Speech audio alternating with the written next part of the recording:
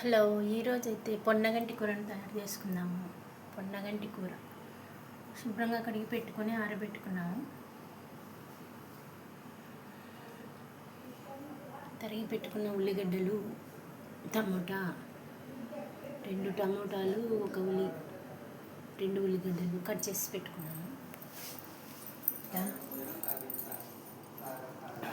పొన్నగంటి కూరకు కావాల్సిన మసాలా అయితే ప్రిపేర్ చేసుకున్నాము. కారం, ఉప్పు, కొబ్బరి,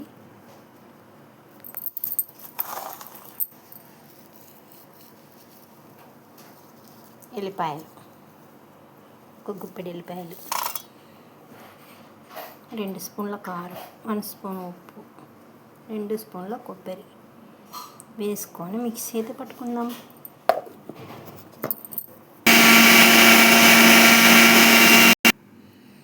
మసాలా అయితే రెడీ అయింది. ఇప్పుడు బండిలో ఆయిల్ పెట్టుకున్నాము. ఒక గ్లాస్ ఆయిల్ పెట్టుకొని ఇందులోకి అయితే తరిగిన ఉల్లిపాయలు వేసుకున్నాం.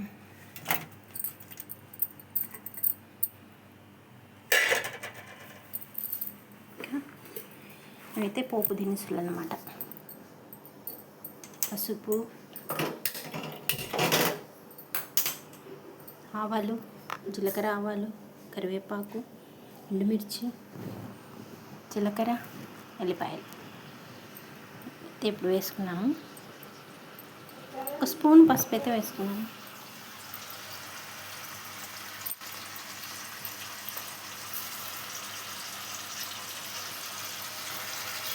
కరివేపాకు,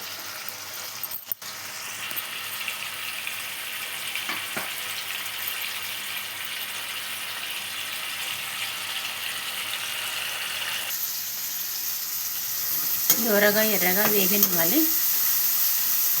ఉల్లిగడ్డలు, టమాటాలు మొత్తం మగ్గాయాలి.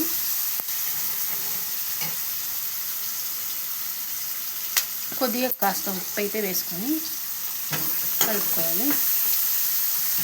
ఇప్పుడైతే ఆకును వేసుకున్నాము.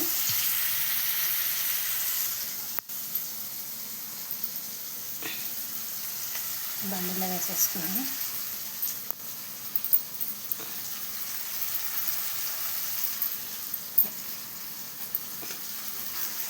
మొత్తం ఆకు అయితే వేసుకున్నాము. ఇలా ఆకు మొత్తం వేసేసుకొని 4 కట్టల ఆకు అన్నమాట వేసేసుకొని అలాగే పెట్టాలి. కలపొద్దు. కలపకుండా మూత పెట్టేసి 2 నిమిషాలు అయితే మగ్గనిద్దాం. చూడండి, ఇప్పుడైతే మూత తీద్దాము. ఆకంతా మెత్తబడింది. ఇప్పుడు కలుపుకుందాం.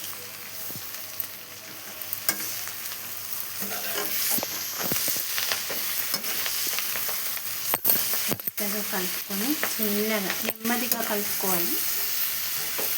ఇందులో వాటర్ కానీ ఏం అవసరం లేదు. అవే నీళ్ళు అయితే సరిపోతాయి.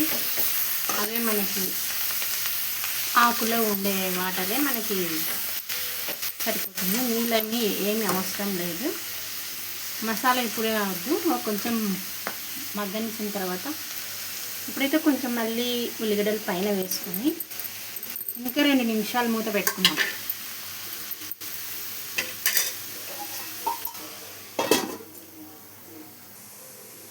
ఇప్పుడైతే మూత తెరిచి చూద్దాము.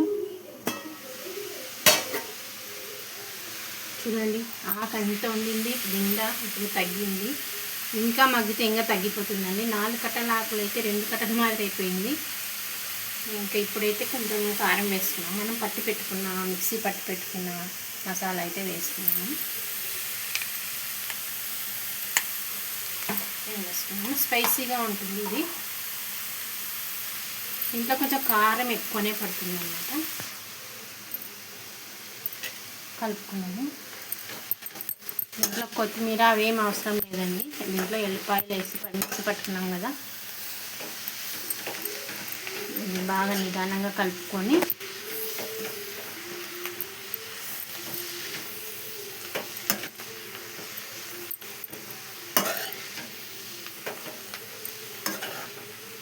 ధనియాల పొడి అవి ఏమి అవసరం లేదండి, అంతేనండి. ఎంతో టేస్టీ అయినా కమ్మనైనా పొన్నగంటి ఆకుకూర అయితే రెడీ. టేస్ట్ చేసి చెప్తాను ఎలా ఉందో.